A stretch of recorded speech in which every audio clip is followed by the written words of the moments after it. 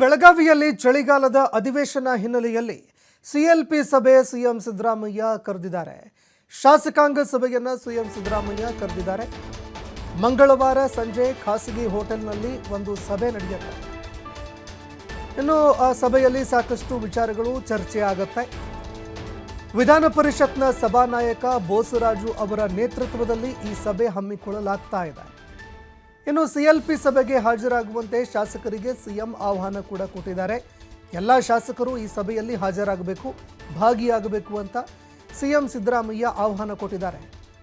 ವಿಧಾನಸಭೆ ವಿಧಾನ ಪರಿಷತ್ನಲ್ಲಿ ವಿಪಕ್ಷಕ್ಕೆ ಟಾಂಟ್ ಕೊಡಲು ಕೂಡ ಸಿದ್ಧತೆ ಮಾಡಿಕೊಳ್ಳೋದಕ್ಕೆ ಈ ಸಭೆಯಲ್ಲಿ ಸಾಕಷ್ಟು ಚರ್ಚೆಗಳಾಗುವಂತಹ ಸಾಧ್ಯತೆ ಇದೆ ಅಂತ ಹೇಳಲಾಗ್ತಾ ಇದೆ. ಇನ್ನು ಸಿಎಂ ಸಿದ್ದರಾಮಯ್ಯ ಅವರು ತಮ್ಮ ಶಾಸಕರಿಗೆ ಸಲಹೆ ಸೂಚನೆಗಳನ್ನು ಕೂಡ ಕೊಡಲಿದ್ದಾರೆ. ಯಾವ ರೀತಿಯಾಗಿ ಅಧಿವೇಶನವನ್ನು ನಡೆಸಬೇಕು, ಅದೇ ರೀತಿ ಅಧಿವೇಶನದಲ್ಲಿ ಯಾವ ರೀತಿಯಾಗಿ ಮಾತನಾಡಬೇಕು, ಯಾವೆಲ್ಲ ವಿಚಾರಗಳಿಗೆ ಸಂಬಂಧಪಟ್ಟಂತೆ ಮಾತನಾಡಬೇಕು, ವಿಪಕ್ಷಗಳಿಗೆ ಯಾವ ರೀತಿಯಾಗಿ ಉತ್ತರ ಕೊಡಬೇಕು, ವಿಪಕ್ಷಗಳನ್ನು ಕಟ್ ಹಾಕೋದಕ್ಕೆ ಏನು ಮಾಡಬೇಕು, ಯಾವ್ಯಾವ ಸಮಸ್ಯೆಗಳಿಗೆ ಸಂಬಂಧಪಟ್ಟಂತೆ ಮಾತನಾಡಬೇಕು, ಅದೇ ರೀತಿ ಯಾವೆಲ್ಲ ವಿಚಾರಗಳಿಗೆ ಸಂಬಂಧಪಟ್ಟಂತೆ ವಿಪಕ್ಷಗಳ ವಿರುದ್ಧ ಆರೋಪ ಮಾಡಬೇಕು. ಯಾಕಂದರೆ ಸಾಕಷ್ಟು ಆರೋಪಗಳು ವಿಪಕ್ಷಗಳ ವಿರುದ್ಧ ಕೇಳಿಬಂದಿತ್ತು. ಈ ಹಿಂದೆ ಅಧಿಕಾರದಲ್ಲಿ ಇದ್ದಾಗ ಅನೇಕ ಭ್ರಷ್ಟಾಚಾರಗಳು ಕೂಡ ಬೆಳಕಿಗೆ ಬಂದಿತ್ತು. ಅದೆಲ್ಲದಕ್ಕೂ ಸಂಬಂಧಪಟ್ಟಂತೆ ಗಮನ ಸೆಳೆಯೋದಕ್ಕೂ ಕೂಡ ಸಿಎಂ ಸಿದ್ದರಾಮಯ್ಯ ಶಾಸಕರಿಗೆ ತಾಲೀಮು ನೀಡುವಂತಹ ಸಾಧ್ಯತೆ ಇದೆ.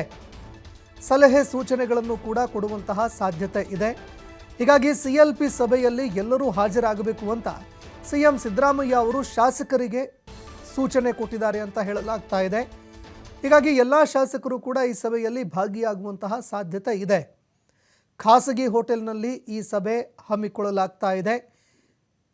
ಬೋಸರಾಜು ಅವರ ನೇತೃತ್ವದಲ್ಲಿ ಈ ಸಭೆ ನಡೆಯುತ್ತೆ. ಹೀಗಾಗಿ ಸಭೆಯಲ್ಲಿ ಎಲ್ಲ ಶಾಸಕರು ಭಾಗಿಯಾಗಬೇಕು, ಚರ್ಚೆಯಲ್ಲಿ ತೊಡಗಬೇಕು ಅನ್ನುವಂತಹ ವಿಚಾರ ಸಿಎಂ ಸಿದ್ದರಾಮಯ್ಯ ಅವರು ಪ್ರಸ್ತುತಪಡಿಸಿದ್ದಾರೆ. ಹೀಗಾಗಿ ಆ ಶಾಸಕರೆಲ್ಲರೂ ಭಾಗಿಯಾಗುವಂತಹ ಸಾಧ್ಯತೆ ಇದೆ. ಯಾವೆಲ್ಲ ವಿಚಾರಗಳು ಚರ್ಚೆ ಆಗುತ್ತೆ ಅನ್ನುವಂಥದ್ದನ್ನು ಕಾದು ನೋಡಬೇಕಾಗತ್ತೆ.